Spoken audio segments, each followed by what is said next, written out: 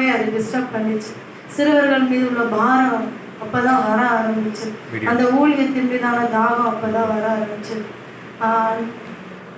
இந்த காலை வேளையில கூட அது வரைக்குமே அந்த என்ன செய்யலாம், ஊழியர்களுக்கு என்ன மாதிரி ப்ரிப்பேர் பண்ணலாம், அப்படிப்பட்ட காரியங்களை தான் தேவன் கொடுத்து கொண்டு இருக்கிறார். அதற்காக நான் ஆண்டவருக்கு நன்றி செலுத்துகிறேன். இந்த பயிற்சி நாட்களில் நாங்கள் என்ன கற்றுக்கொண்டோம், எங்கள் ஊழியங்களில் என்ன மாற்றன்றதை நான் சொல்கிறேன். அந்த ஊழியங்களில் நாங்கள் பார்த்தீங்கன்னா ஆரம்பத்தில் பிள்ளைங்களை நாங்கள் தான் கூப்பிட போவோம். நாங்கள் இந்த தெருவழி போனால் எங்களை பார்த்தோன்னே ஓடுவான், இந்த தெருவழி தான் வருவான்னு தெரியும், கரெக்டாக அந்த தெருவில் போய் நிற்போம்.